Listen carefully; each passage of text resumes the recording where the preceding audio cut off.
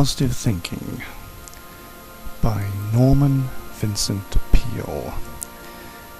This is one of the first books I read after I discovered that my own life journey was going to take me down a different pathway, and I had to find out what that pathway was. So I picked up this book. It was one of the first books I ever read, and ironically I got into this around 1993, which is actually the year that Vincent Peale passed away.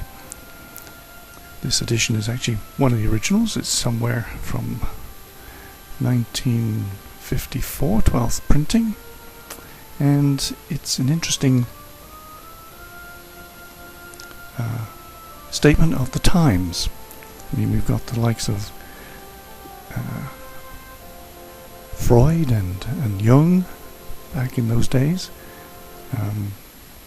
covering off psychology, psychiatry, and this book was written by a guy who was born at the end of the 1800s in 1898 and became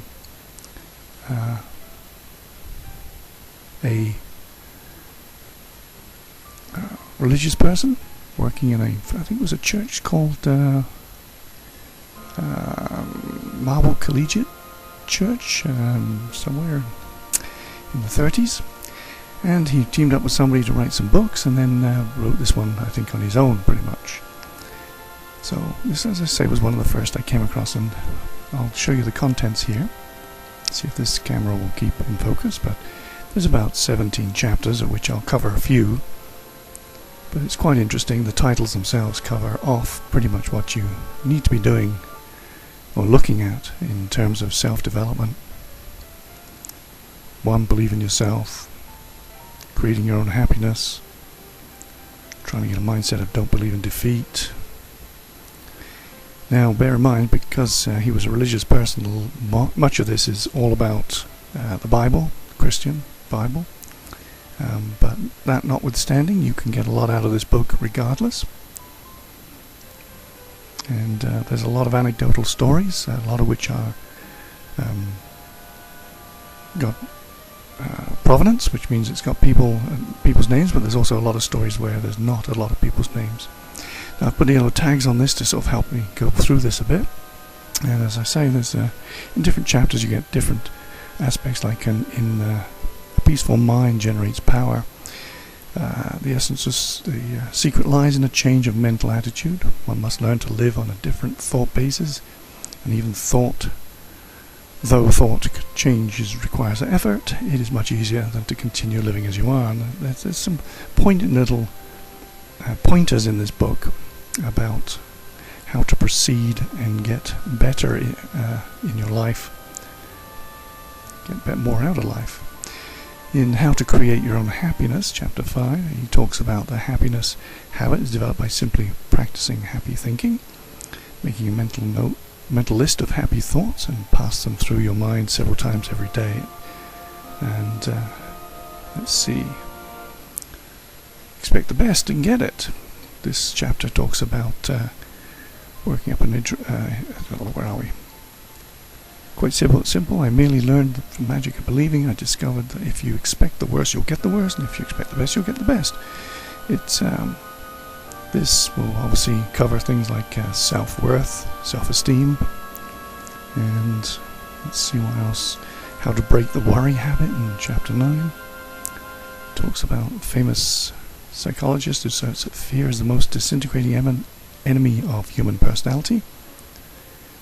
Worry is destructive. Yes, it is, but it unfortunately becomes a habit. So you need to work at changing the habit. Yeah, I think the example that I use is that keep banging your head into a wall. It hurts, so why not stop banging your head in the wall? To a wall. Another one here, prescription for heartache. An excellent and normal release from heartache is to give way to grief. There's a foolish point of view current that one should not show grief. Well, yes, based on when this book was written, I mean, he was born in what would be called the Victorian era, even though it was in North America. But those sort of values did pervade society, both sides of the Atlantic. And so you have to take that into account when reading this book, and realize that even Norman Vincent Peale, although he had a vicar's collar on, he also had a pretty well starched one as well. So his attitudes were very much of the times. And as a result, this book doesn't really do anything other than keep referring you back to the Bible. It tries to give you some insights into thinking positively.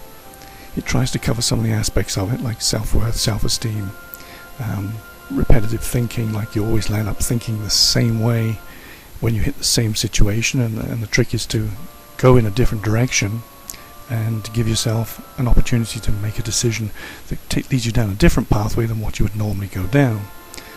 So, I found the book a good start. It's not the be-all and end-all. It's very dated, but I found that on my shelf of books, it was certainly worth getting and reading and keeping.